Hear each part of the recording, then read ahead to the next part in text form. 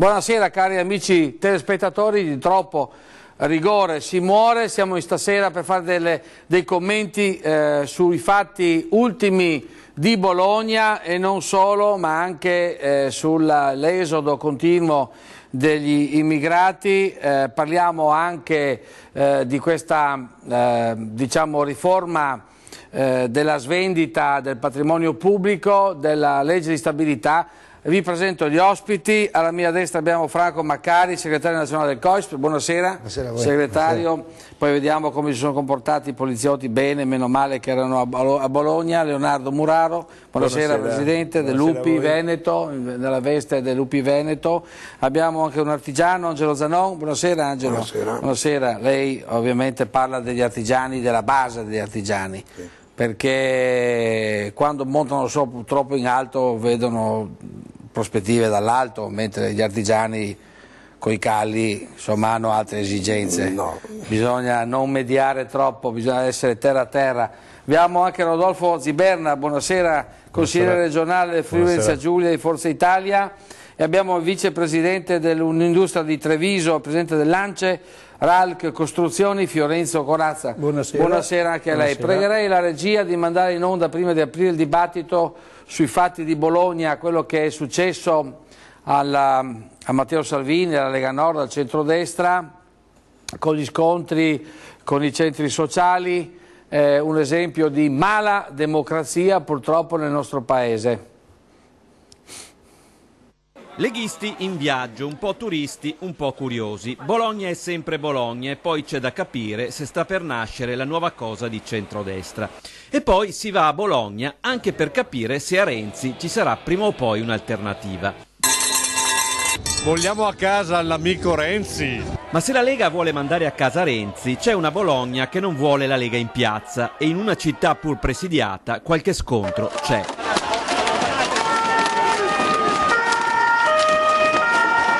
E davanti a questi scontri Matteo Salvini rimette in pista le ruspe. E un pensiero anche all'agente di polizia e ai 4 carabinieri feriti oggi da quei delinquenti dei centri sociali, dopo i campi rom, i centri sociali.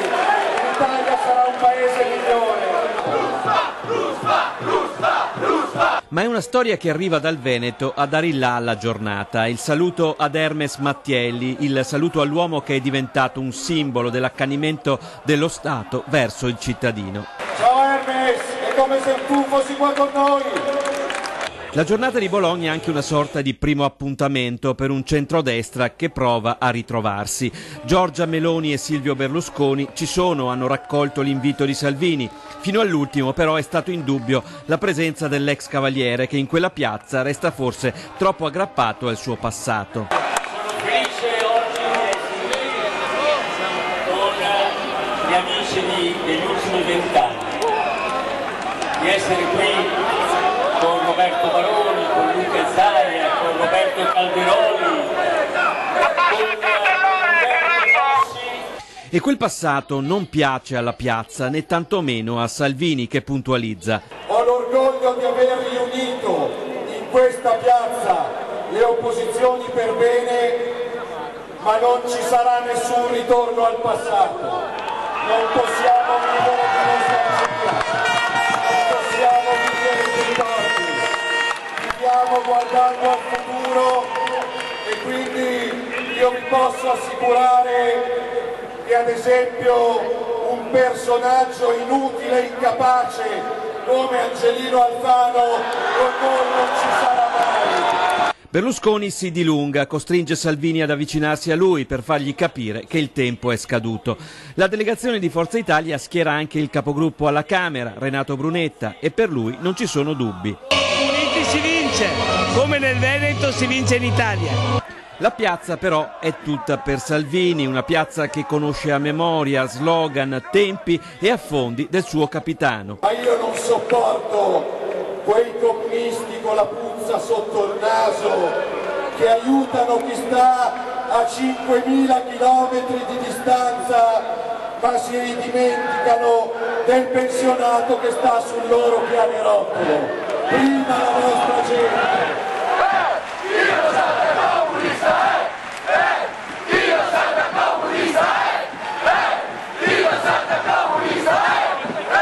ma è tutta da verificare nei tempi e nei modi la compatibilità tra questa Lega e quella Forza Italia che Silvio Berlusconi continua a ritenere debba andare a chiedere i voti ai moderati, appunto ai moderati.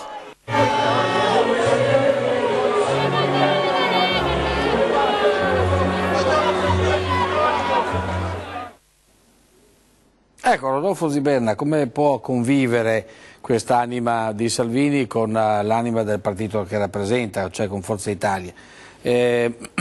Naturalmente queste sono opinioni dei politici che hanno anche l'immunità parlamentare, noi non l'abbiamo l'immunità, quindi prendiamo le distanze perché ci sono state dette delle cose anche pesanti. Come può convivere quest'anima? Come nasce questo centrodestra? Diversamente dai centri sociali possiamo dialogare anche senza il timore di non avere una immunità, perciò innanzitutto una cosa che ci aggrega è riuscire ad avere un comune obiettivo. L'obiettivo oggi senza dubbio è quello di mandare a casa, è un obiettivo che lo si sente prima ancora di qualsiasi altra priorità, quello che si percepisce parlando nei bar, nelle famiglie, mandare a casa chi in questo momento è responsabile del fatto che l'Italia è paese fanalino di coda in Europa. Perciò riuscire a mandare a casa una sinistra con un premier che in questo momento è l'unico premier che non è stato eletto dal paese. Tra l'altro lei è anche in Consiglio regionale, sì, io c'ero a Bologna, no? Io c'ero a Bologna. Sì, perciò... ma c'era a Bologna, ma lei viene dal Friuli Venezia Giulia, Consiglio regionale, quindi ha la vice che è la Serracchiani, che è la vice di Renzi. Che comanda e che non governa, che è tutt'altra cosa. Perciò indubbiamente ho percepito, quando si parla con il nostro elettorato, si percepisce perciò comunque dei mal di pancia, sia nella Lega nei confronti di Forza Italia, piuttosto che nell'elettorato di Forza Italia nei confronti della Lega. Quindi praticamente uniti vincerete. Ma dico che ci sia un mal di pancia è indubbiamente sempre, anche quando due famiglie ci si mettono insieme, non 200 persone. Quindi Fitto sbaglia perché è meglio allearsi con Salvini? Ma io sono convinto, ma non è che Fitto sbagli o non sbagli, io capisco anche chi sta in una squadra, vedi uno che se ne va e ce l'ha con quello che se n'è andato. Io sono dell'idea, non per perdonare tutti, io sono dell'idea però questo sì, che dovremmo dimenticare i torti subiti e davvero metterci tutti insieme. Uniti ma per un motivo molto semplice, tutti al di là del desiderio di tutti noi del centrodestra, è un dato oggettivo, tutti i sondaggi danno il centrosinistra in calo nell'ultimo anno e mezzo e il centrodestra in crescita. Fiorenzo Corazza, lei è vicepresidente di un'industria a Treviso che ha accolto invece Renzi a braccia aperte e ha detto che ha fatto del bene, sta facendo del bene per gli industriali. Qual è l'opinione degli industriali? L'opinione nostra è che noi dobbiamo interloquire con chi è al governo. Il nostro interlocutore al momento è Renzi, come in regione abbiamo Luca Zaia, come in provincia abbiamo Muraro, e questo è il nostro compito, diciamo, fra virgolette, istituzionale. Ecco, Presidente Macari, se non ci fosse stata la polizia a Bologna avremmo avuto ben altri esiti di quella manifestazione, no? Volevo sentire un parere. In realtà noi non dovremmo esserci, nel senso, l'obiettivo sarebbe quello proprio di non essere impiegati, perché il nostro ruolo di panettone è già purtroppo di essere frapposti tra chi ha diritto a manifestare qualunque sia la sigla, partito o altro, che idea che voglia appunto sostenere, e tra un manipolo di disgraziati che rompono le balle ogni volta, lo dico proprio anche con scarsa eleganza, mi rendo conto, perché frappongono una violenza, non frappongono un dialogo, non frappongono un'idea. Quello che abbiamo visto, adesso qui ha attirato un po' l'attenzione, ma purtroppo è esattamente quello che succede tutti i santissimi giorni in qualunque città in cui si presenti, in questo caso Salvini, ma non solo, c'è anche altri esponenti che vengono presi di mira. Cioè è un modo di fare di caccia all'uomo più che a manifestare le idee, quindi sono proprio degli idioti, non possono essere etichettati in altra maniera. Che poi siano nulla facenti, lo sappiamo, perdono il tempo, la ruspa, quello che volete. Però intanto io faccio notare... Nulla facenti, come vivono? Non lo so, non mi interessa, non sono personaggi che... Ma dove vivono? Vivranno, immagino che abbiano delle case. No, ma dico... I centri sociali sono dei luoghi in cui noi per esempio non entriamo. Non potete entrare? No, non entriamo perché non entrate? Perché sennò succedono bagarre politiche infinite, perché guai a Dio. Ma chi li appoggia questi qua? Sono ben appoggiati ovviamente, in ogni provincia o in ogni comune hanno i loro appoggi politici, quindi meglio non toccarli. Ma meglio non toccarli non significa che abdichiamo. Ma che mestiere fanno? non lo so, ripeto, si ingegnano a fare 2 o 3 cose che se lo facesse qualsiasi altro cittadino sarebbero purtroppo immediatamente colpevolizzati. Quando servono.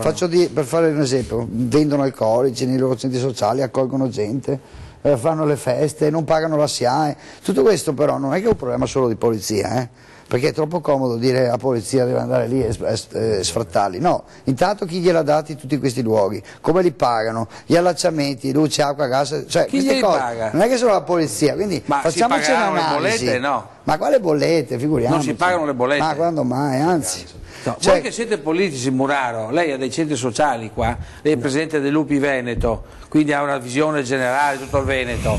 Ci sono, come vivono questi dei centri sociali? Come vivono non lo so, per fortuna a Treviso abbiamo un centro sociale ma è abbastanza, diciamo, ma le bollette contenuto. Chi gliele paga? Beh, io sicuramente no. No, beh, non so se sia il comune a ma le pagheranno loro se le pagheranno le bollette. Me lo auguro, io ho avuto un po' di conoscenza a suo tempo del centro sociale di rivolta di Venezia e di Mestre.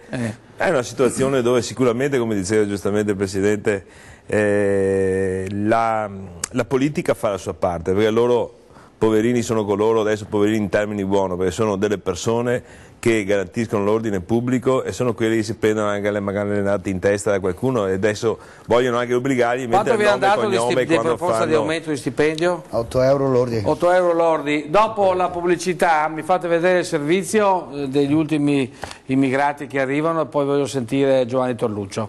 Pubblicità.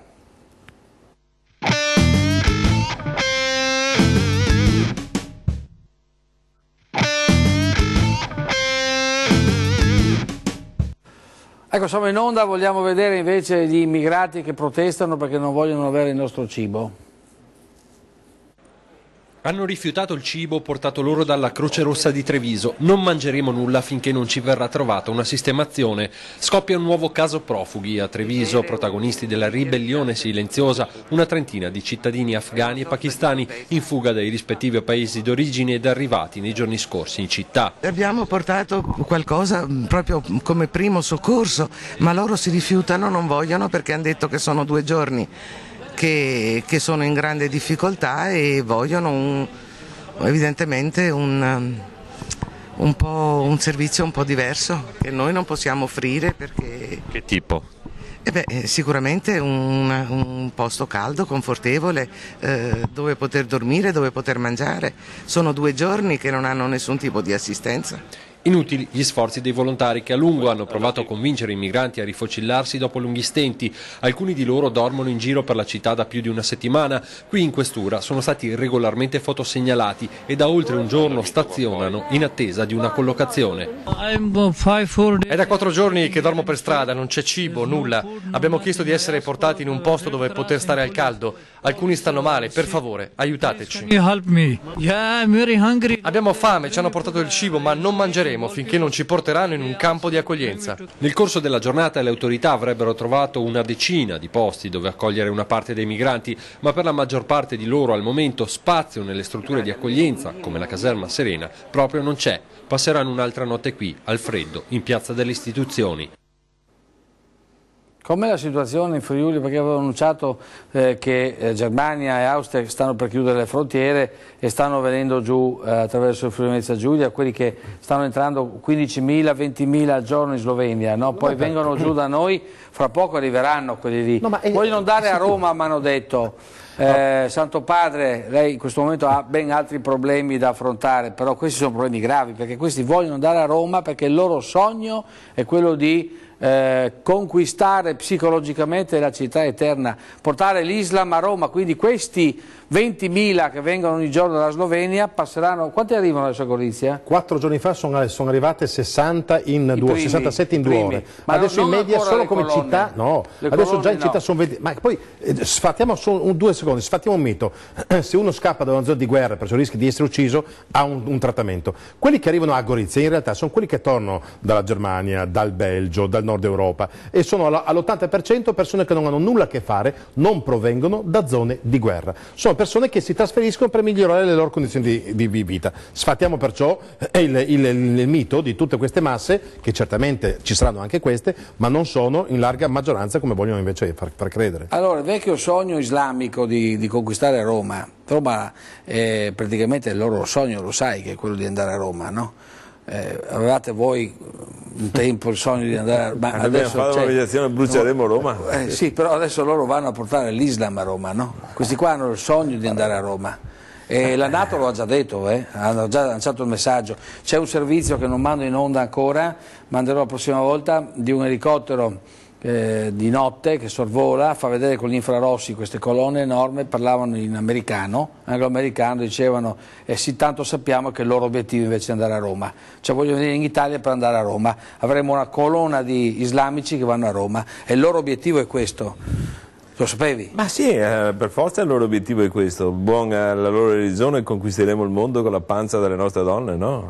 Per cui procreando tantissimo, ma la cosa che preoccupa è, questa è una volontà politica che bisogna vedere come viene determinata, perché tutte queste persone che sono arrivate anche qui a Treviso, che io ho visto, ma abbiamo visto anche adesso in TV, non è che ci sono tante persone anziane, tante donne, sono tutti ragazzi dai 17, 16, 17 anni ai 35, 40 anni, cioè gente forza che ha, cioè gente in piena diciamo, robustezza personale.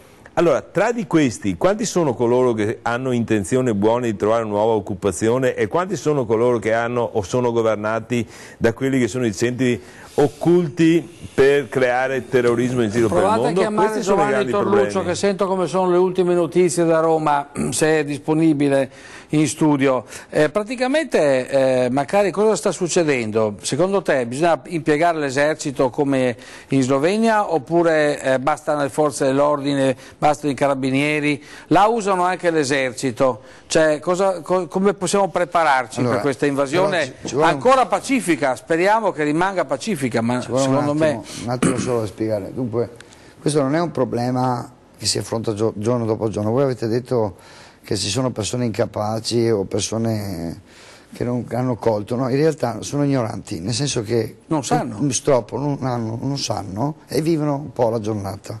Questo studio, per esempio, del flusso migratorio che entra dal Friuli, ma se vuoi te lo metto io per iscritto, cioè l'ho fatto io, che sono un semplice poliziotto, un anno fa, perché è una procedura assolutamente pianificata.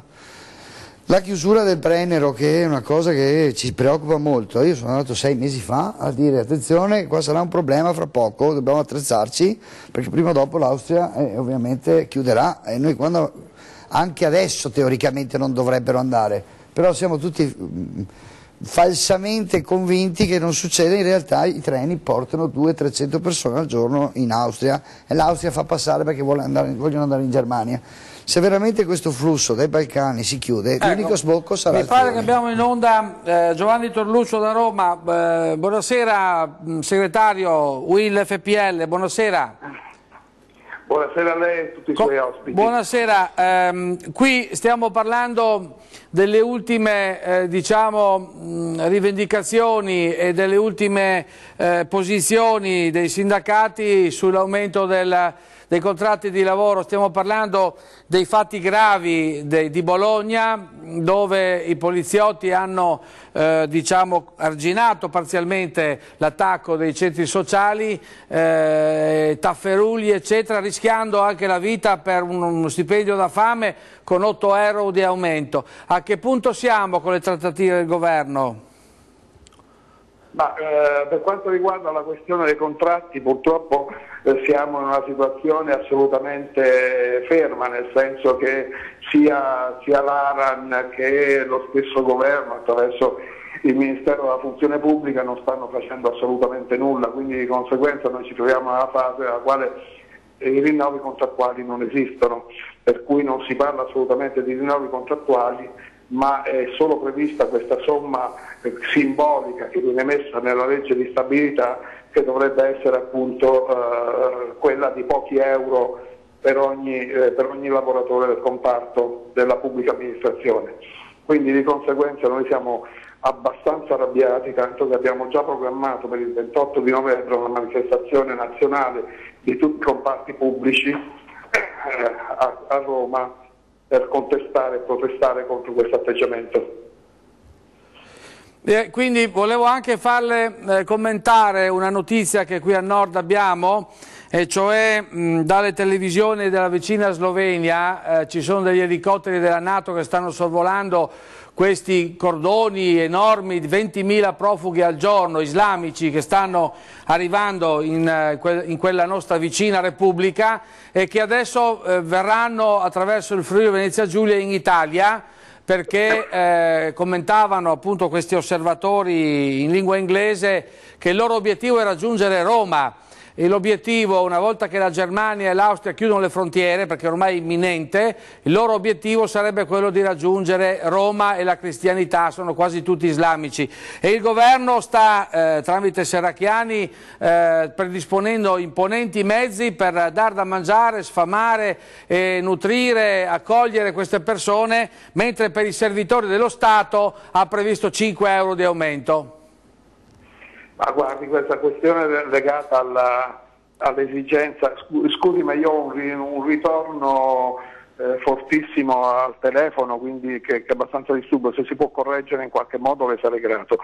Stavo dicendo che per quanto riguarda i lavoratori pubblici sono doppiamente preoccupati, che ovviamente la questione dell'ingresso massiccio di profughi, al di là del fatto dell'essere comunque doverosamente a supporto di chi ha bisogno, è evidente che comporta questioni di ordine pubblico e anche di tipo sanitario, perché l'afflusso di migliaia e migliaia di profughi sta riportando in Italia innumerevoli malattie che erano praticamente scomparse e che oggi si presentano nuovamente nel nostro paese.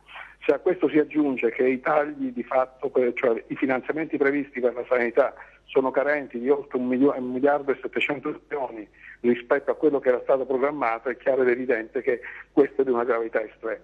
Poi per quanto riguarda il fatto che si spendano 30, 40, 50 euro al giorno per ogni profugo e ai servitori dello Stato, come ricordava giustamente lei, si propone un incremento di 5 euro, è veramente allucinante.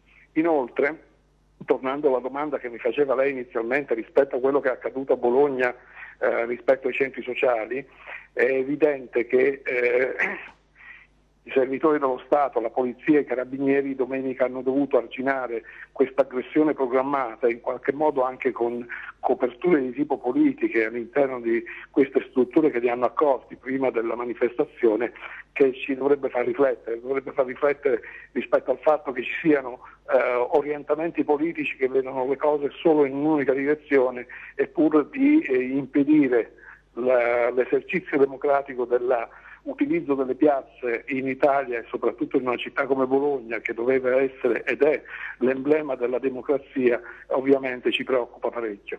Non credo che ci siano più le condizioni per poter sopportare, come dire, in modo assettico questo atteggiamento.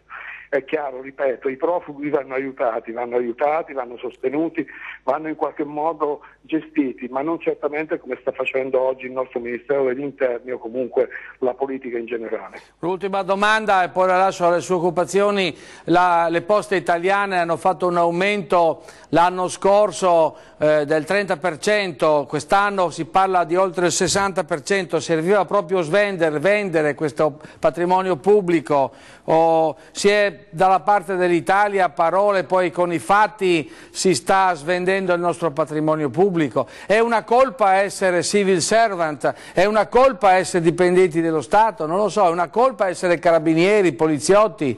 Bisogna essere cosa? Zingari extracomunitari per vivere bene in Italia? Guardi, sulla questione delle poste italiane credo che anche qui si stia verificando la più grossa truffa nei confronti dei cittadini. Lei tenga conto tra l'altro che moltissimi paesi che una volta avevano un ufficio postale in grado di poter soddisfare i bisogni degli anziani che non erano in grado di muoversi verso i nostri centri, oggi stanno mettendo, come dire, non sono più messi in condizioni di poter fruire di un servizio che doveva essere un servizio pubblico. Ma a questo si aggiunge anche il fatto che le poste stanno facendo cassa su questioni che sono prettamente del popolo italiano e stanno facendo cassa gli stranieri o comunque le persone che giocano in borsa. È evidente che questo non ci piace come organizzazione sindacale. Se lei aggiunge anche il fatto comunque che per quanto riguarda la pubblica amministrazione, lei richiamava i carabinieri, la polizia giustamente, ma il 25 di novembre, cioè tra 10 giorni, in Italia non sarà più possibile derogare alla norma comunitaria relativa alla turnistica nei servizi sanitari pubblici, per cui medici ed infermieri dovranno in qualche modo rivedere i loro turni ed essere messi in condizioni di poter applicare giustamente questa norma rispetto alla turnistica. Ad oggi, per quanto mi riguarda, mi risulta che nessuna regione abbia di fatto preso seriamente in atto questa questione, perché vorrà dire comunque ridurre i servizi ai cittadini, perché se si riducono le ore, se riducono le prestazioni, è evidente che si riducono i servizi ai cittadini. Per cui anche su questo io credo che le regioni dovrebbero fare un mea culpa e accelerare un processo di revisione e di riorganizzazione del servizio sanitario che oggi è fondamentale. Bene, grazie a Giovanni Torluccio. Noi ci rivedremo il 28 novembre a Roma per documentare questa grande rivolta degli italiani nei confronti del governo. Grazie segretario e buona serata. Grazie, arrivederci. Torniamo in studio dopo la pubblicità, riprendiamo la discussione. Insomma, caro Franco, qua si sta muovendo l'Italia, si sta muovendo l'Italia. È stata cloroformizzata fino adesso. Sta muovendo l'Italia a fine novembre, ne vedremo delle belle. Pubblicità.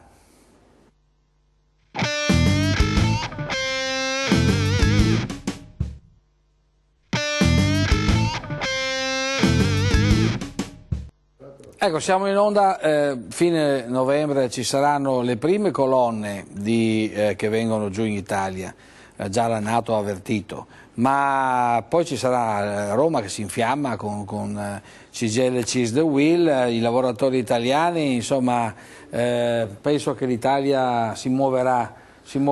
È un grande paese l'Italia, non penso che accetterà così supinamente. Ma secondo te bisogna far intervenire anche l'esercito?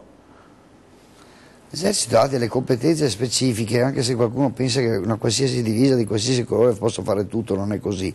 Certo, però su quella situazione io credo che possa andare assolutamente bene. Sì. Noi abbiamo la Pozzuolo in Friuli che è buona ancora, abbiamo l'Ariete, l'Ariete guarda che è ancora forte l'Ariete. Il nostro Consiglio la Pozzuolo affronterà fra pochi giorni la mia proposta proprio di usare l'esercito a presidiare non soltanto i confini ma con e filo spinato o senza filo spinato? No, senza filo spinato, a presidiare. Perché adesso la baruffa comincerà, perché tra sloveni e croati non c'è ancora il confine delimitato, quindi non possono mettere giù il filo spinato perché già i croati si incazzano. Tra l'altro registro anche le prime rimostranze da parte delle nostre minoranze italiane che notano dopo l'elezione del governo di destra nazionalista croata i primi problemi, perché i croati si stanno infiammando. Tu lo sai che stanno infiammando i croati con gli sloveni? E lì è un grosso problema di confini proprio, perché non hanno stabilito ancora i confini per mettere il filo spinato, capisci? Certo. Ma noi secondo te mettiamo il filo spinato o no? Ma credimi, se noi riuscissimo davvero a presidiare con l'esercito, a noi basterebbe questo, perché quando si sa che c'è una presenza, oggi la nostra frontiera viene traforata in continuazione e lui lo sa, noi il nostro territorio non vediamo più i poliziotti, perché quando il poliziotto la Polfer trova un immigrato deve prenderlo e lo deve presidiare lui, non presidia più il territorio ma presidia l'immigrato. Noi carabinieri e i poliziotti vanno durante la giornata, trovano gli immigrati che richiedenti asilo, devono portare il centro di raccolta, l'identificazione. Il nostro territorio... Avete i buonisti in quella regione là, governano i buonisti, quindi io so che il presidente Mattarella... Sono finti buonisti, ma sono buonisti nel senso che vorrei vedere se ti appoggiano che tu vai con l'esercito. No, la mia proposta verrà bocciata. Verrà bocciata, però dimmi Franco. Anche mettendo hanno i buonisti loro, capisci? Ma per riuscire a liberare la polizia che torni a fare quello che deve fare. No? Questo è interessante, però volevo far capire un concetto. Non è che mettendo l'esercito o anche uno schieramento di polizia al confine abbiamo risolto il problema. Perché Il problema c'è, avanza, cioè ci travolge, è un problema politico, non è un problema di polizia. Ma cosa fai? Questi vogliono andare a Roma. Sì, adesso cosa vuoi fare? Fatto Come li fermi? Questa cosa, io stavo proprio dicendo questo, non è che ci mettiamo lì e facciamo il muro e li rispengiamo, perché ci sarà sempre l'accoglienza, e l'accoglienza è prevista per legge, tra l'altro da un governo che ha determinato, tra l'altro purtroppo non l'abbiamo ancora detto, dobbiamo dirlo, mi tocca farlo a me. Abbiamo un ministro dell'interno che sembra Alice nel Paese delle Meraviglie. No, io qua devo prendere le distanze, Franco, perché già prima è stato insultato, lui è avvocato, insomma, dopo ho già una causa al 18 a Trieste, lo sai, spero che vada bene. Ma ieri ha dichiarato che il nostro Paese, per l'ennesima volta, il nostro Paese è un Paese che ha la sicurezza più. Cioè io credo che davvero stia parlando, vive in un mondo parallelo, noi abbiamo dati totalmente diversi. Tutti diversi? Ma assolutamente, noi abbiamo problemi a parte i problemi di organici, che è inutile di discuterle, che continuiamo a dirli per l'ennesima volta, ma sembra che lo diciamo per prendere dei soldi noi in tasca, lo stiamo dicendo per lanciare allarmi che vanno fuori. Ti faccio sorridere per farti capire, spero che possa essere da esempio. Ieri è cominciato ufficialmente per noi il Giubileo a Roma. Per noi ho cominciato ieri, tecnicamente, servizi eccetera. Il primo poliziotto aggregato dalla questura esterna, non dico neanche da quale città, è arrivato, gli hanno detto vai a prendere la macchina e tu farai servizio con la macchina. Colore di istituto significa il famoso colore bianco e celeste, ok? È andato a prendere questa macchina, la macchina, tanto ha dovuto trovare il posto da solo che non c'è nessuno compagno. Comunque poi ha trovato la macchina, era senza radio. La radio deve fare la richiesta al dirigente che sta a 400 km di distanza per un ufficio di Roma. Aspetta, mica è finita, la paletta non c'è, quasi quasi ha dovuto andare a comprarsi pure quella, è andato ha attraversato tutta Roma da solo con la macchina e con l'istituto senza radio, e questo sarà per 15 giorni così. Se questo è l'efficienza, cioè io lo dico, sembra quasi che voglia fare da Fazzi, ma non voglio parlare male di me né dell'apparato, però se non lo denunciamo, quando poi mi sento dire un ministro tutto a posto, sicurezza più, noi abbiamo che cosa? Abbiamo perso 10.000 poliziotti nell'arco di 6 anni, 10.000, non so se però invece lo Stato è pronto, Franco, perché sono 2.500 in meno. Io so che a parte quelli che vi governano là, ma lo Stato, tipo i militari sono pronti, perché la Pozzuolo è eccezionale e poi l'Ariete è anche già pronta. Sì, ma non puoi far fare ai militari il servizio di polizia. I militari sono già pronti. In altri stati lo fanno. Per sgravare. In altri stati lo fanno. No, non è così. In altri stati fanno altre cose, però possono essere assolutamente d'aiuto per sgravare, per esempio da piantonamenti fissi, assolutamente siamo d'accordo, ci mancherebbe. Ecco, non è che ci lasciamo invadere, no, facilmente. No, quello va bene, non hanno compiti di polizia, io stavo parlando solo delle funzioni di polizia che devono essere destinate a polizia civile. Importanti, i preti, le donne e i bambini si ritirano. No, e vanno avanti gli altri, anche i buonisti si ritirano, vanno avanti chi difende l'Italia. No, i buonisti si ritirano quando perché chi difende l'Italia non è che dobbiamo aspettare che ci invadano qua a portarci la loro religione. Il buonista si ritira vengono a casa nostra e si comportano come vogliamo noi, perché sennò va aria, giusto? O no? O li accogliamo qua e diventiamo tutti islamici. O quelle provocazioni, toglie il presepe a Natale nelle scuole. Perché anche i preti per natura devono fare i preti, i bambini sono bambini. Le donne sono brave, le donne quando si incavolano anche le donne, vanno anche a combattere, anzi, però l'Italia va difesa. Gli industriali cosa dicono su questo?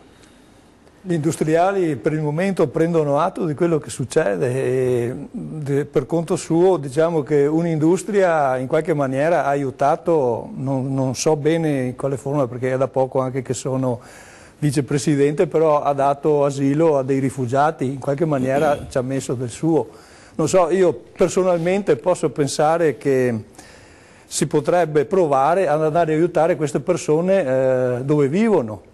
Non so in che maniera, però si potrebbe pensare, penso che i mezzi ci possano essere per ovviare a questa invasione fra virgolette. Ecco, va bene, allora adesso chiudiamo questa parentesi senza avere ovviamente portato nessun esempio concreto di risoluzione, perché quando entreranno non li fermeremo, se ben ho capito. Io credo che sia una battaglia persa. È una battaglia persa, quindi questi arrivano a Roma.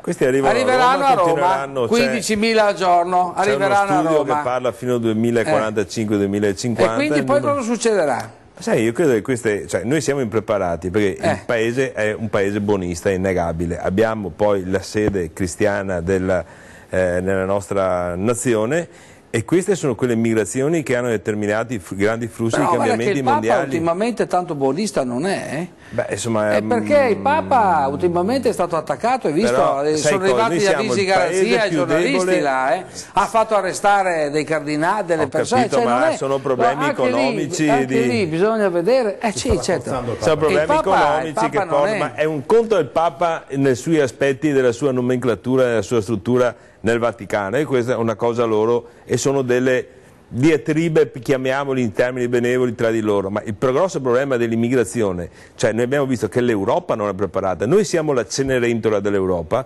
ma l'Europa non era preparata. Orban ha risolto Sai il problema. Cosa? Il mio problema. Orban è l'unico che ha risolto il problema. Chi? Orban in Ungheria. Ma lo ha risolto? Lo ha risolto parzialmente. No, lo ha risolto, non entra più nessuno. Orban l'ha risolto. Il grosso problema è che queste grandi migrazioni, io credo, siano volute dai grandi potentati economici, cioè portare milioni di persone qui in Europa significa muovere l'economia, perché bene o male, ma guarda che al giorno d'oggi ci sono delle strutture che su queste migrazioni di popoli ci sono investimenti. L'Europa ha dato 160 milioni al Paese Italia. Allora i grandi potentati, i grandi economisti, che non sappiamo, io non so chi siano perché saranno quelle strutture impalpabili, creano queste grandi migrazioni che cambieranno il sistema socio-politico-economico del nostro territorio, facendo quello che è successo in tante altre realtà. Sono d'accordo? No, io non sono d'accordo su questa cosa, perché questa è una impreparazione e una incapacità di un continente che ha un grande potere economico come l'Europa, che non ha saputo rallentare o controllare questo fenomeno. Allora, di fronte a una non capacità di controllo di questo fenomeno, ovviamente l'unico interrogativo è: ma perché succede questo? Io credo che sia solamente un problema economico voluto da coloro che controllano la nostra economia. Perché quando mi vengono a dire scappano dalla guerra, ma i nostri partigiani sono scappati quando c'erano i tedeschi qua? No. Sono stati qua a combattere. Allora, se loro credono al loro territorio, starebbero là a combattere? Perché è troppo facile scappare. Allora, questi sono dei concetti che io credo potrò anche essere considerato un pazzo, ma secondo me qui c'è un disegno strategico voluto da coloro che vogliono creare delle economie diverse nel nostro continente. Sta cambiando purtroppo l'Italia, dicono che la vogliono salvare e poi invece svendono i gioielli di famiglia, e questo non significa salvare l'Italia, ma parlare bene e razzolare male, parlare praticamente in una maniera e fare il contrario, e queste sono le forze sataniche che governano purtroppo il mondo. Pubblicità.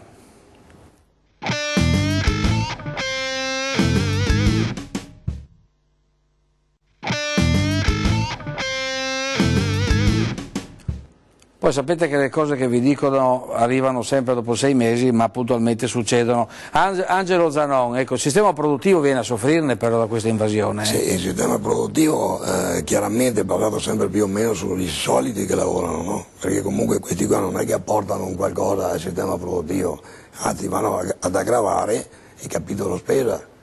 Di conseguenza noi come imprese, che dovremmo essere in qualche maniera aiutati e facilitati con magari minor tasse, magari personale qualificato che non abbiamo, importiamo della manodopera quando lavora che non è adatta alle nostre lavorazioni, alle nostre cose, almeno in certi casi. Di conseguenza ci creano più problemi che altro. Costi e basta. Esattamente. Quindi non vedo perché il sistema produttivo debba farsi carico sempre di più di cose che vengono fatte, dei provvedimenti che vengono presi a Roma praticamente. Cioè, secondo me, associazioni eccetera dovrebbero capire che non possiamo lavorare con tassazioni, con, come si può dire, concorrenza, perché un capitolo concorrenza ormai abbiamo paesi stranieri emergenti che lavorano a prezzi impossibili, irrisori. E qui entriamo nell'altro tema, il tema di troppo rigore si muore, di troppo rigore si muore. La politica fallimentare della signora Merkel e dell'Europa. La politica è completamente demenziale e fallimentare, che questo rigore ha portato solo fame, lacrime e sangue. Ma dobbiamo risparmiare per cosa che non ci sono più soldi?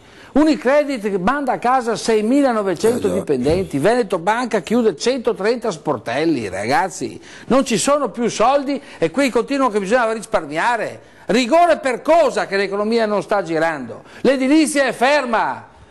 Corazza, l'edilizia è ferma con questo sistema qua. Sicuramente non ha ricevuto un grosso contributo con questo sistema, anzi diciamo che da inizio crisi per quanto riguarda il mondo ANCE Treviso si sono dimezzate le imprese e anche le ore lavorate, quindi questo sta a dimostrare che il fenomeno non è marginale. Bisognerebbe che ci fosse un'iniezione di denaro Però Draghi dice che ne ha mandato il denaro. Draghi dice che ne ha mandato tanto denaro. Qualche piccolo... E perché le banche chiudono i sportelli e mandano a casa personale? Le società che già hanno la possibilità di garantire il piccolo imprenditore che non ha perciò la proprietà con cui garantire, non accede ai quattrini delle banche. Comprare le azioni e poi le I soldi vanno a quelli che possono garantire, quelli che hanno già i soldi, capito? Sì, ma tu lo sai, ecco, su questo bravo, torna a dire Angelo che poi c'è anche Muraro, la prossima settimana avrò qua dei magistrati su questa vicenda del decreto Renzi sulle popolari, che rischia di far perdere al Veneto qualcosa come 4 miliardi e mezzo di euro, 4 miliardi solo al Veneto, il decreto sulle banche popolari, lo sai? Sì, ma il problema è allora vendono le poste che funzionano e poi fanno il decreto contro, ma ti rendi conto? Però sono per l'Italia. Sì, bisogna essere per l'Italia. Però vedi, il concetto è quando che poi intervengono con queste scuse hanno preso alla palla al balzo, perché certe situazioni che sono nate nelle nostre banche popolari non sono giustificabili, perché giustamente ha detto, il signore diceva, hanno preso le azioni dei piccoli risparmiatori, dei lavoratori, svalutandole anche dell'80%. Questa è una ruberia. Allora, di fronte a queste cose, ma non le hanno svalutate, piano. Calma, al momento in cui andrai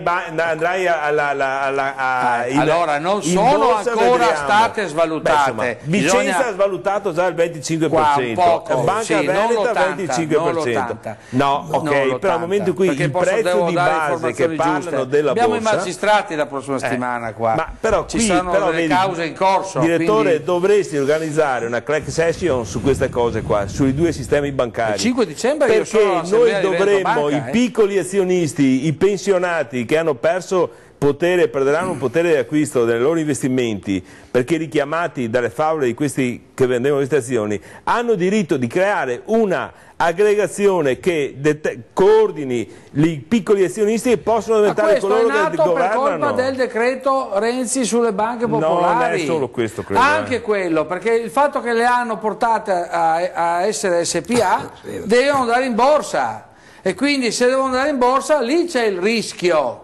Sì, capisci? Ma vanno in borsa, verranno dichiarate. Il problema è che se non venivano fatte determinate scelte, non si creavano le condizioni per portarle in borsa. Ecco, fatto sta che su questo è la prossima puntata con la magistratura, parleranno i magistrati su questo, non voglio parlare io, perché becchi e bastonati sono bisogna organizzare il piccolo azionariato, bisogna organizzare il piccolo azionariato. La posta era una roba che funzionava, l'hanno venduta. Speriamo che non vendano anche l'Eni e l'Iri, perché qua alla fine dicono che sono per l'Italia, però. Meno male, sai, se non fossero per l'Italia, sono per l'Italia sti qua, perché ridi? Questi dicono che sono per l'Italia, questi qua. Allora, a parole ci raccontano le balle più assurde, i giornalisti ovviamente hanno paura, stanno zitti o non parlano. Beh, hai visto, anche il Papa adesso... È una bella responsabilità. È una bella responsabilità fare il mio mestiere, lo so, è anche rischioso, tra l'altro, però diventa sempre più difficile farlo perché ti arrivano gli avvisi di garanzia. Adesso c'è anche il Papa che è buono. Il Papa è buono, cazzo, però dice che è buono. Io vorrei vedere il Papa quando gli arrivano i siriani islamici che cominciano ad arrivare 200.000 musulmani con cosi, quando che canta quei turchi che arriva sotto Roma, perché arrivano. Va fuori il Papa, vedi una marea di islamici, improvvisamente. Parla che... No, mi sta ascoltando, perché mi ascolta. No, dico, appunto, dico, È vero che lui è prete, papa e quindi buono, deve essere buono. Però quando viene toccato a casa sua, hai visto? Zaccate! 2 avvisi di garanzia ai giornalisti e dopo quell'altro adesso lei andrà a finirla, impresò quell'altra la ricerca. Cioè non è che sta lì tanto per il sottile, neanche al Papa, no. Cosa dite tutti? Uno strumento eccezionale per affermare il suo potere. In questo momento tutti vedono il Papa, in questo momento nel Vaticano, che sappiamo essere il luogo di trame, no? Di sussurri, di venticelli, in questo momento il Papa è visto, termine proprio tecnico, da Deus ex machina. Qualunque cosa voglia fare il Papa oggi, già il Papa poteva avere un potere da monarca nella città del Vaticano, ma oggi qualunque cosa faccia si sta comportando, è l'unico Papa che non usa più il diritto canonico, usa il diritto penale, il diritto civile. Ora, se voi rammentate, fino a prima di questo Papa il vescovo aveva una sorta di immunità. Cioè, oggi il Papa fa quello che vuole e nessuno nel piccolo può permettersi di fare nulla. Zaia, no, perché magari io lo critico, viene qua e mi fa incarcerare, capisci? Cioè, lo so, ma parli col precedente, perché ridi? Dai. Perché ridi? No, intercede lui. Sì, no. No, dico, però è buono, dicono che sia buono, però poi nei fatti si difende. Quindi immagino, Santo Padre, che se arrivano 250.000 musulmani a Roma, le colonne che scenderanno giù fra poco, con le bandiere nere, con le bandiere, no, qualcuno dell'ISIS c'è dentro, lo sappiamo, no? Queste maree di musulmani, voglio vedere il Santo Padre cosa fa a Roma. Si convince, facciamo voi altri, non facciamo voi altri. Scusate, chi che chiama? Le guardie svizzere? Sì.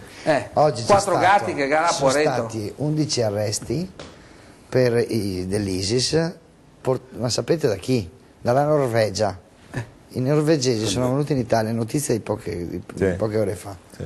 E sono venuti in Italia per un'operazione che hanno fatto a restare qui in casa. Quello che voglio far sorridere amaramente è che la gente pensa a questa immagine delle camionette con la bandiera nera, ma quella è la propaganda. In realtà ci sono già. Sono già qua, tu lo sai. Se noi non anteponiamo un sistema che fa da resistenza, ne vedremo purtroppo delle brutte, no delle belle. E che sistema da resistenza vuoi proporre tu? Beh, intanto quel buonismo di cui parlavi del Papa, fa stato per essere un buonismo che quando viene toccato sul vivo non è buonista neanche lui, perché li mette in prigione, cioè buonista fino a un certo punto. Come tutti i cittadini italiani, anche quelli che professano di libertà, di rispetto, che addirittura hanno ragione quelli che vanno a rubare, che non devono subire le conseguenze se vanno a casa di altri, eccetera.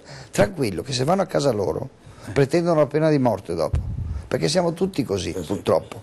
Questo buonismo peloso invece che c'è in Italia ci ha consentito, anzi ha impedito di mettere fuori delle norme corrette che consentano oggi alla gente di vivere in maniera tranquilla, decisa, non per forza di cose giustiziera, perché questo dovremmo essere noi come forze dell'ordine, ma in realtà ha consentito a chi fa il delinquente di delinquere ancora di più. Mi dispiace che ha portato all'ennesima conseguenza, c'è anche il terrorismo, e il terrorismo oggi in Italia può tranquillamente, e amaramente lo dico, proliferare.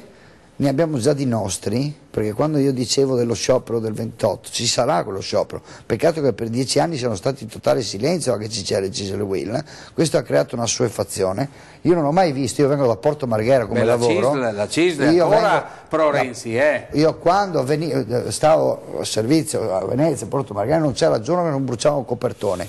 Non lo dico perché ambisco a vedere i copertoni bruciare, sia chiaro, ma quello che non tollero e mi dispiace è che negli ultimi anni ci siano state poche reazioni da parte dei cittadini. Hanno chiuso intere fabbriche di 500, migliaia di persone, non ho visto ribellioni in strada, ed è strano che lo dica io da poliziotto, che dovrei comunque arginare questo fenomeno, ma invece la gente doveva reagire e deve reagire, pretendere, in questo caso io parlo per me, per sicurezza, ma lavoro e scuola sono le 3 gambe di una società. Abbiamo visto una sofferenza totale, ora non sorprendiamoci se sotto le ceneri prolifera quello che nel 75 abbiamo avuto. E siccome invece credo che l'Italia sia ancora un grande paese, i piani dell'ISIS e di qualcuno amico loro vorrebbero portare 200, 300 o 400 mila islamici a Roma, ma la forza del Santo Padre, del Vaticano, in Italia è ancora più forte, e quindi deve parlare in termini così buonisti davanti, però poi di fatto si organizzano e si difendono, e abbiamo visto come si difendono, per cui anche i buonisti che vi governano la cambieranno idea, pensa che telefona al Papa. Cosa di tutti? Ma io li chiamerei buonisti, credimi. No, credimi. come li chiami allora? Perché uno che dà soldi ad alcuni e toglie alla maggior parte di persone, quando dai, un esempio che è stato fatto, quando un povero in Italia vive con 40 centesimi al giorno, e sono 4 milioni di poveri in Italia, e invece ai richiedenti asilo dai 30-35 euro, non dai a loro, ma costano 35 euro al giorno, non è buonismo questo, significa che togli a 4 milioni. La proposta che aveva fatto proprio Salvini in piazza, facciamo l'opposto, diamo 35 euro al giorno ai 4 milioni di poveri e diamo 40 centesimi al giorno, visto che i poveri italiani possono vivere con 40 centesimi, diamo 40 centesimi al giorno invece agli immigrati. È una provocazione, capisci? Però è un'altra preoccupazione mia, sai qual è? Gli esperti di strategia militare sanno che ormai le prossime guerre non saranno più combattute tra eserciti, perché un esercito lo vedi, lo elimini. Il problema è che oggi un ISIS che è in guerra con l'Occidente, è chiaro che si capisca, ISIS è in guerra con tutto l'Occidente, nel momento in cui fai infiltrare a Roma, a Parigi, a Londra, a Milano, a New York centinaia, migliaia di persone, non li trovi più. Come trovi un'auto piena zeppa di tritolo o di esplosivo? Come la trovi?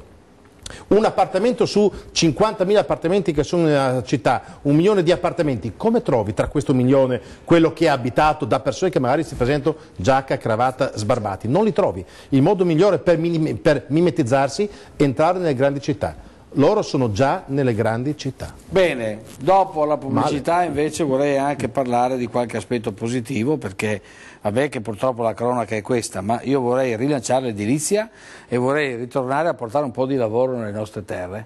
E come fare? Bisogna assolutamente parlare dopo la pubblicità. La proposta dell'ANCE mi pare sia molto chiara per il rilancio dell'edilizia in Veneto e nel nord-est. Pubblicità.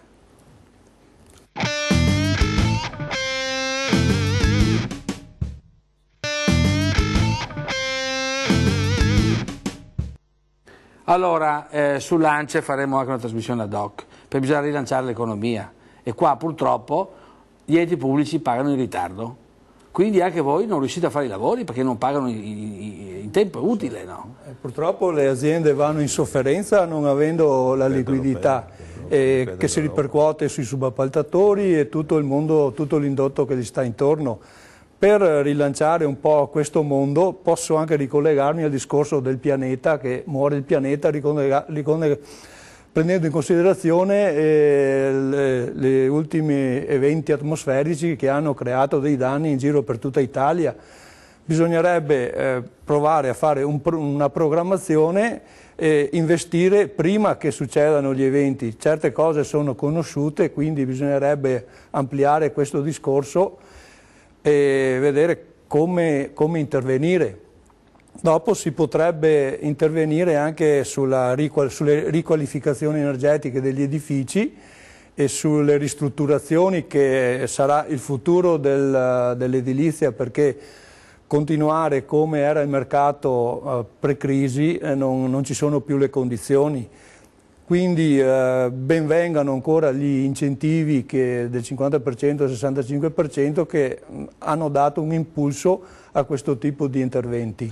Ma per esempio per riqualificare le case, là ci sarebbe tanto lavoro da fare, quindi portare tutte in zona in classe A+, sì. No? E quindi consumare meno energia, sì, quindi dare una mano, capotti alle case, dare una mano all'ambiente, due piccioni, cioè si dà una mano all'ambiente. Lei le risulta, Presidente Muraro, che il Presidente Zaia stia facendo qualcosa a riguardo? Cioè si stia muovendo, perché il piano casa ad esempio ha funzionato. Sì, il piano casa ha funzionato. Il piano casa del Presidente Zaia ha funzionato, mi dicono i costruttori edili dell'ANCE, no? E lei è anche, diciamo, esperto del settore. Come potremmo migliorare questo piano casa e come potremmo migliorare l'edilizia veneta e ovviamente friuli-giuliana? Come possiamo migliorare? Sicuramente il piano casa ha funzionato, soprattutto il secondo piano casa, quando sono state fatte poi le modifiche. Incentivi europei per la classificazione della categoria A sono ulteriori iniziative che vanno verso il settore dell'edilizia che ha subito la botta più dura, e pensiamo poi tutto è complementare, perché di fronte a un'impresa edile ci sono migliaia di attività che lavorano a fianco. Il problema credo che sia anche un problema legato poi avevamo raggiunto un apice di edificazione troppo elevato. No, consumo del territorio basta. No, ma basta. anche sì, bisogna buttare giù anche capannoni. Adesso bisogna ristrutturare. Bisogna buttare giù capannoni dismessi. Abbiamo tanti lavori da fare. Il blocco più ma chi paga, per esempio, buttare giù i capannoni dismessi? Ma guarda che adesso io non sembra che voglio fare la marchetta al Premier Renzi. Quando è venuto Renzi qua, se sono veri i dati che lui ha dato, ha detto che noi abbiamo un debito di circa 2.200 miliardi di euro di debito, mentre i risparmi degli italiani sono l'equivalente di 3 volte, sono circa 6.000 miliardi. Degli italiani però, Il concetto, che non pensi che sia Sky sui, no, non sono soldi. No, perché il degli governo italiani, quando ti dice ti manda in pensione, non ti manda in pensione, mi dai i soldi miei, non è che mi regala niente, Vedi che stai ragionando già, stai già ragionando come se i soldi degli italiani fossero del governo. No, permetti un attimo, permetti che concludo. Il problema è legato alla fiducia, perché ci sono tante persone che con il terrorismo mediatico che veniva fatto a suo tempo, qualche anno fa, hanno paura di intervenire, di fare la ristrutturazione. Nessuno vuole portare via i soldi agli italiani, non sono di Renzi io, per cui nessuno vuole portare via i soldi agli italiani. Il problema è trasmettere la fiducia. Io credo che negli ultimi mesi è cambiato leggermente. Io ho presentato i dati del lavoro 15 giorni fa. A Treviso, per esempio, la fiducia nell'acquisto, soprattutto dei piccoli acquisti delle famiglie, è aumentata del 2,4%. Allora bisogna dare anche positività soprattutto alle famiglie, perché sappiamo la grande crisi poi che subisce l'edilizia sono le opere pubbliche. Io facevo 50-60 milioni di investimento all'anno nelle strade e nelle scuole, siamo a zero. La pedemontana, tu dicevi, non la pagano, le imprese non vengono pagate, questo non so, ma avranno le loro turnover. No, non ho detto questo. Ho detto che gli enti pubblici pagano in maniera lenta, e purtroppo gli impresari, siccome non sono pagati, non possono pagare. Non ho detto che loro non pagano. Ci sono anche dei grandi gruppi che sono in crisi perché non vengono pagati. Ci sono i e se loro non vengono pagati non possono pagare. Questo voglio dire. Noi abbiamo bisogno di una fiducia, soprattutto nel concetto di famiglia. Che la famiglia deve, coloro che hanno la possibilità di fare interventi che vanno verso appunto quegli incentivi che devono essere dati sul risparmio energetico, l'ampliamento, la classificazione di categoria A, il cappotto sulla casa, i serramenti, il cambio delle caldaie. Queste sono le cose che noi dobbiamo trasmettere. Avanti sul discorso qua, però questo l'italiano lo farà quando si sentirà sicuro. Bravo, perché se io devo mettere lavori all'appartamento a Lignano o a Jesolo e dopo a Eraclea mi mettono l'extracomunitario, scusami, perché devo andare a investire là i soldi che metto via con sacrifici, poi ripassa uno e me li porta via. Questo è un altro discorso ancora. No, è vero o non è vero? L'italiano deve essere più sereno, più tranquillo. Io sono convinto che il Papa riuscirà a fermare questo flusso. Comunque è aumentato un po' l'edilizia. Guarda, io sono dalla parte del Papa, ha ragione, deve difendersi, deve fermare il flusso. I piani della NATO vengono fermati dal Vaticano. In Italia comanda il Papa e non permetterà mai che vengano quelle persone a casa nostra. Il Papa. Perché ridi tu? Perché, insomma, con tutto rispetto. E io ho messi dentro, fa bene a metterli dentro. Che sarà il Papa che fermerà fa bene a metterli dentro, mettere dentro quelli che sono nemici, fa bene a metterli dentro. È un atto di fede. No, io sono chiaro, pane e vino al vino. Ma il Vaticano c'è un busetto, busetto che è andato a parlare se vuole il Papa gli fa crollare al governo degli Stati Uniti la maggioranza. Che busetto! Ma vuoi vedere come ha fermato 100.000 persone? Fa crollare la maggioranza al governo degli Stati Uniti. Obama si trova, ha già perso il sud e il centro dell'America, si trova senza voti. Vabbè, ma che governa per 2 mandati. 2 mandati non hai più bisogno. Allora basta, di cosa parliamo? Il busetto controlla le spiglie, ha una potenza spirituale incredibile, dai. No, allora torniamo a noi. Allora fermerà 200.000 persone con l'imposizione delle mani? No. No, ecco. perché in quel momento perché lì se dirà che speriamo bisognerà questo... attivare la Pozzuolo attireremo l'Ariete. Il muro di Berlino è caduto con Giovanni Paolo II, esatto. Quindi se vuole il qualcosa ha fatto, e quindi anche gli islamici che vogliono conquistare l'Italia, penso che ci sarebbe... Ecco, infatti stavo dicendo, non erano musulmani là, non erano islamici là. Tu dici che loro sono più forti? È un'altra scelta. Allora, vedi, Franco Maccari, che rappresenta le forze dell'ordine, ma no, io rappresento il mio sindacato. Rappresenta il sindacato dei poliziotti, no? Beh, sei l'unico che sei dalla parte, però sei dalla parte delle forze dell'ordine, giusto? Si prova a rappresentare. Qui, del tuo componente, sei anche segretario nazionale, giusto? Sì, certo. Bene. Allora, se tu dici che non possiamo fermare l'ISIS... Io non ho detto che non possiamo, ho detto che fare con le posizioni delle mani non si può. No. Sperare che tutto vada bene è un atteggiamento assoluto, che lo fa il ministro nostro. Io lancio il segnale per spiegare che oggi vengono fatti 0 investimenti, e quando si fa 0 investimenti non cresce una casa, non cresce la sicurezza. È un binomio perfetto. Se non cresce la sicurezza non vanno bene neanche gli imprenditori, perché chi va a investire? Nessuno. Con quale prospettiva? Nessuno. Quindi cosa proponi? Perché c'è un problema poi di tutela, di mazzette, insomma è tutto. E cosa proponi allora? Cosa proponi? Intanto che ci sia un dialogo, perché prima anche il consigliere diceva, parlando simpaticamente della Serracchiani, diceva è un atteggiamento che poco dialogo. Beh, esattamente. Poco dialogo, Serracchiani? No, correggo, 0 dialogo. Ecco, scusi. 0 dialogo? Comanda. Ed è esattamente... Non dialoga neanche con i suoi. Ma la maggioranza lei, no? No, ma non è che la Presidente non dialoga con l'opposizione, ci sta. La Presidente non dialoga con la sua maggioranza e tantomeno con l'opposizione. È la Presidente che comanda, va avanti. Per capirci, solo una battuta: riforma della sanità del Friuli Venezia Giulia, pessima ovviamente, ma i medici dicono, medici ospedalieri siamo contrari, medici di base contrari, infermieri contrari, li ascolta tutti, alla fine dice ne prendo atto ma tiro dritta. Questo è il modo di governare. Ascolto i tecnici, ma è ininfluente, totalmente ininfluente quello che il tecnico mi dirà. Io ho già deciso, ho già i 3-4 amici che mi hanno già detto cosa devo fare e faccio quello. Ma hai i numeri? Certo, purtroppo questa, tra virgolette, questa è la democrazia. Tra virgolette è la democrazia. Questo è l'esercizio di un potere che non è esattamente democrazia. Bene, grazie a Rodolfo Ziberna, consigliere regionale del Friuli Venezia Giulia per Forza Italia. Pubblicità.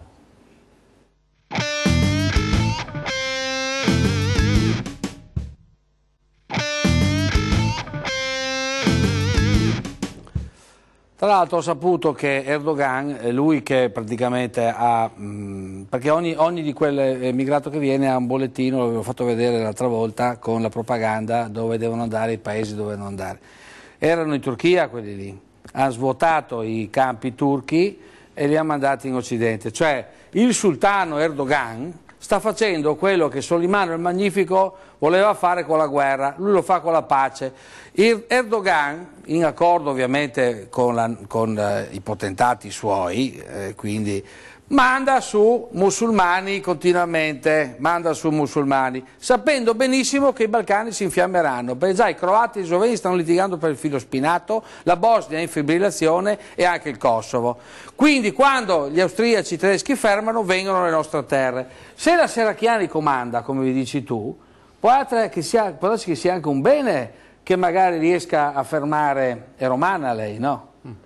Non penso che lascerà invadere Roma, perché i piani sono di andare a Roma.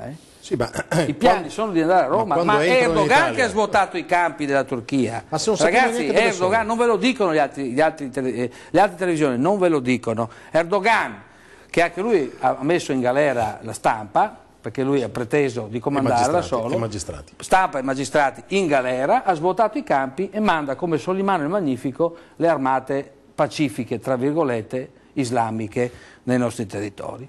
Quindi con il piano di andare a Roma, tu lo sai che del piano di andare a Roma non è di fermarsi qua.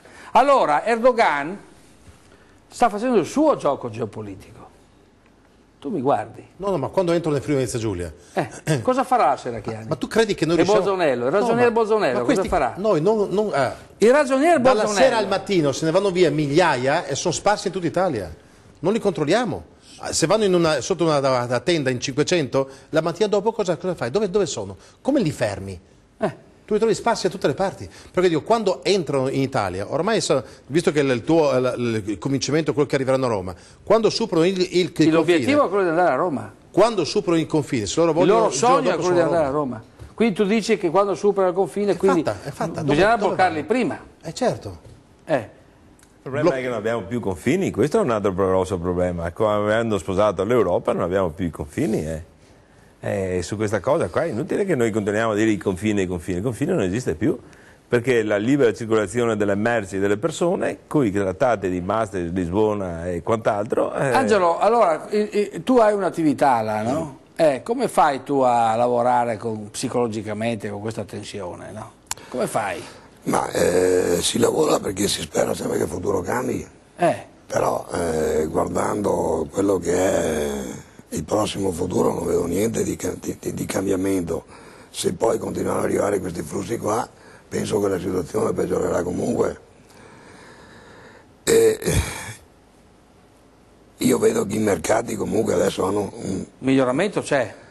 Ma non in tutti i campi comunque. Ma i camion corrono, cominciano a correre. Sì, i camion cominciano a correre, però è anche vero, io ho visto un grafico l'altro giorno che... Renzi ha fatto qualcosa, qualcosa sta facendo. Sì, qualcosa ha fatto. Qualcosa sta facendo. C'è anche un problema, intanto è fatto a comparti, in secondo luogo... Cioè, fatto a comparti? Ha dato qualcuno e qualcun altro no?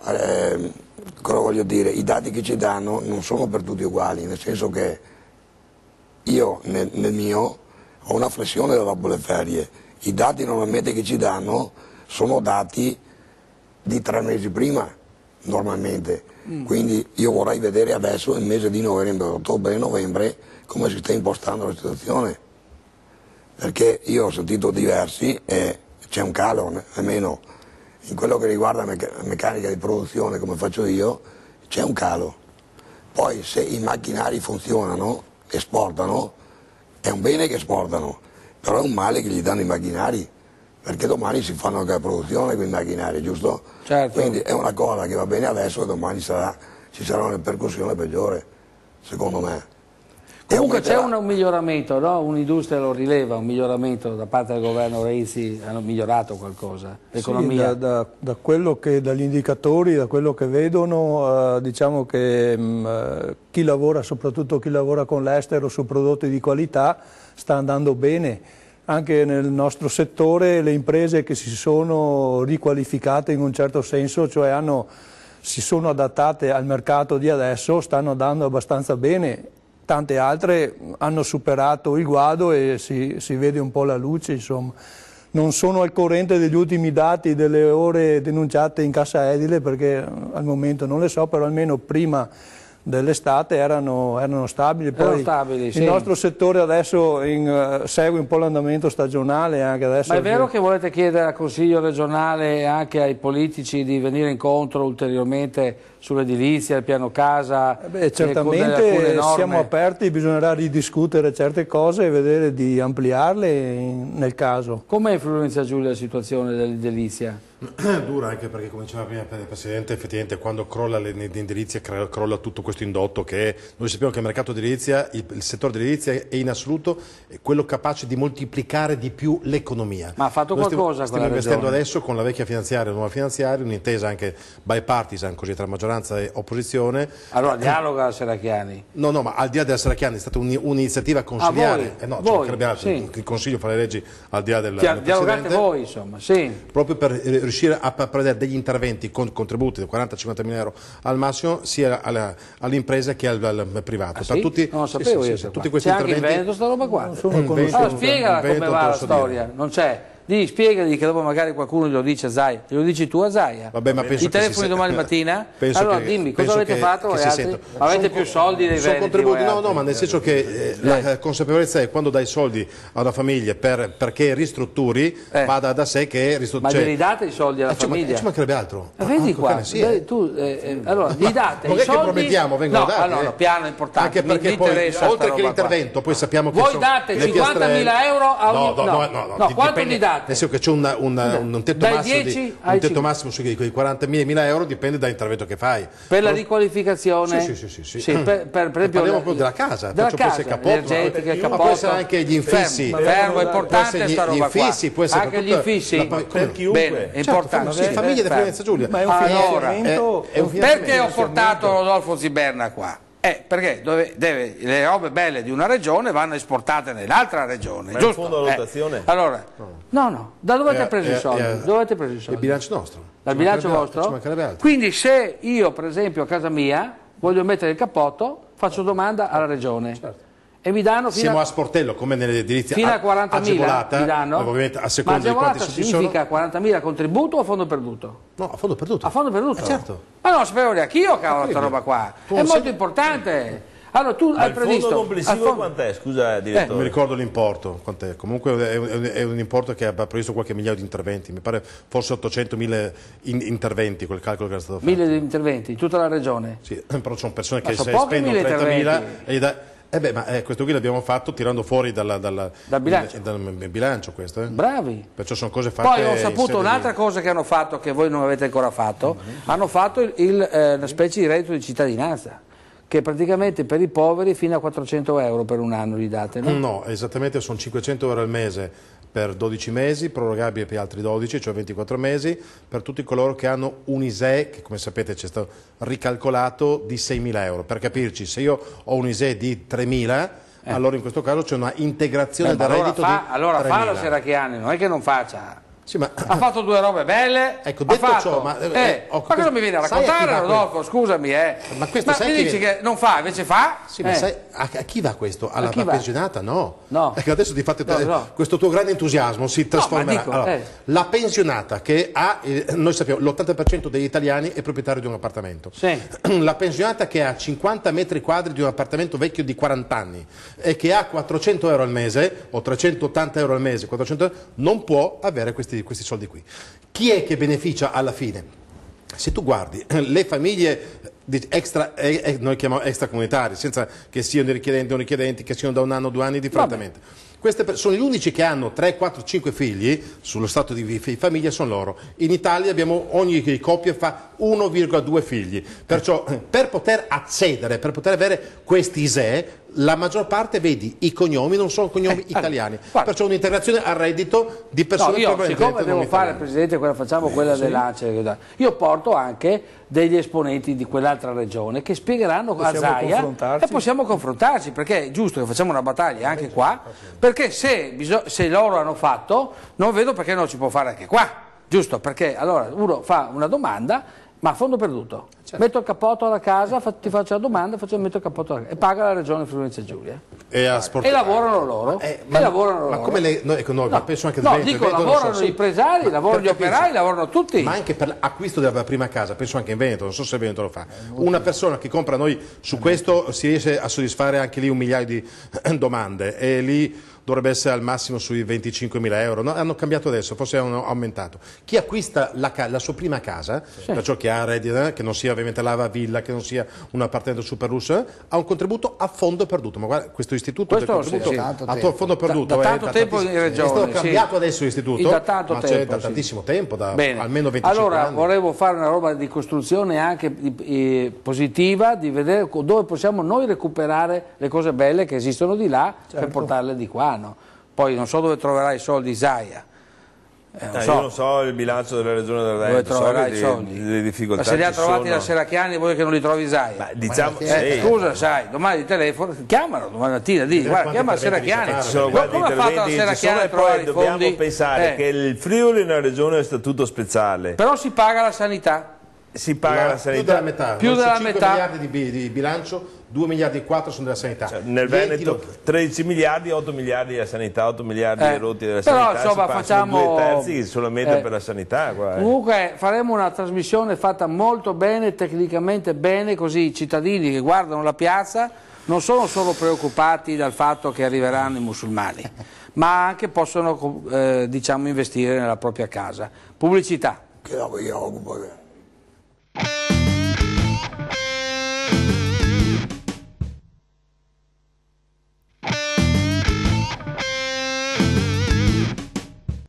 No, c'è Leonardo Muraro che è interessato.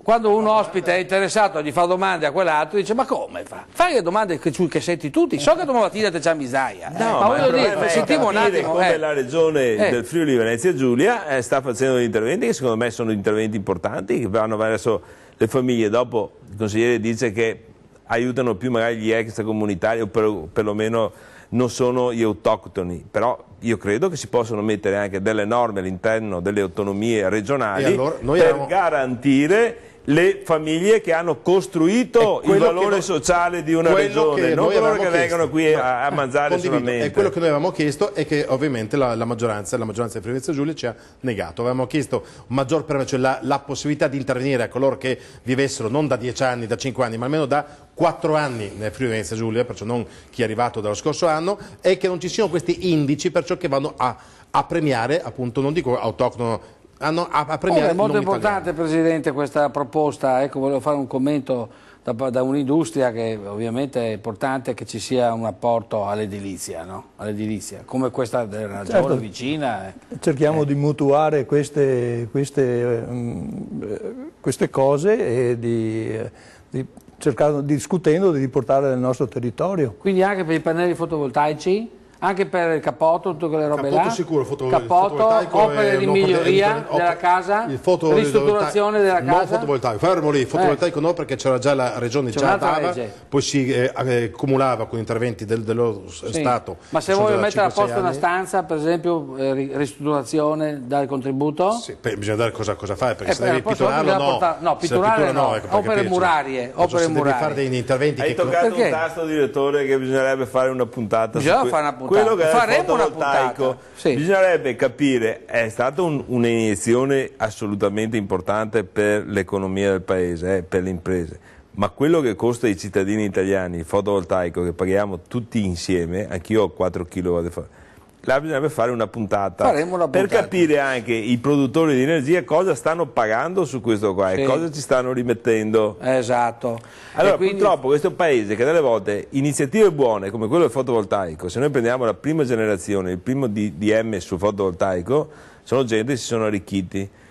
Però a danno di chi? Cioè io capisco che lo start-up va fatto verso l'impresa, verso il sistema, ed è una cosa importante. Però non deve essere un ulteriore peso alla collettività, perché lo start-up serve per iniziare, dopo uno deve camminare con le proprie gambe. Devi dire qualcosa al tuo sindaco là, dove hai tu l'attività? Io a Vazzola. A Vazzola? Cosa devi dirgli al sindaco? No, io ho già mandato una raccomandata in cui, visto che... A Pierina? Sì, visto che l'economia oggi non si fa più con l'impresa tradizionale o comunque anche esportando all'estero, perché comunque abbiamo dei costi... eccetera, gli ho detto se tu mi cambi la destinazione d'uso del capannone, io tiro fuori le macchine e ci metto dentro i profughi a 36 euro al giorno. È una provocazione questa qua. Beh, in effetti ci sono, è una provocazione. No, non è solo una provocazione, è anche un malessere che regna in certi ambienti. Vabbè, comunque cerchiamo di fare una bella puntata in positivo, spiegando tutti i benefici che si hanno per rilanciare l'edilizia e anche per diciamo, convincere alcune grandi aziende a riprendere i pagamenti. Ma loro non possono pagare se non sono pagate, no? È un serpente, cioè gira lì. Allora la sicurezza, Franco, in chiusura. Positivi, faccio io. In positivo. Due positivi sono... Buono e positivo. No, buono è che i 200.000 che devono andare a Roma probabilmente troveranno 2 ostacoli. Il primo, il Friuli Venezia Giulia, se vengono a sapere che hanno questi incentivi si fermeranno lì. No, perché il sogno è andare a Roma. Si fermerà. Il sogno è andare a conquistare la città eterna. La seconda battuta è che i romani sono tranquilli, sai perché? Perché dicono che tanto si perdono sul raccordo anulare, da lì non vengono fuori, come arrivano lì non vengono fuori. Al di là della battuta, io non ce la vedo questa colonna, mi preoccupa molto di più quello che non vedo. Da operatore delle forze di polizia dico, noi dovremmo essere capaci di valutare esattamente. La prossima volta, Franco, mando in onda le colonne in Slovenia, te le mando in onda la prossima volta, le preparo e ti faccio vedere tutte le colonne. No, ma le conosco. Le colonne enormi di gente sì, ma che io, quelle lì non aspettano altro che arrivare qua. Mi preoccupo di più di un magistrato che mette a posto una sentenza nel silenzio, capito? E che si scopre solo per un'intercettazione, che di quelle colonne, perché quelle colonne è un problema politico e va affrontato, e so che c'è un problema da affrontare.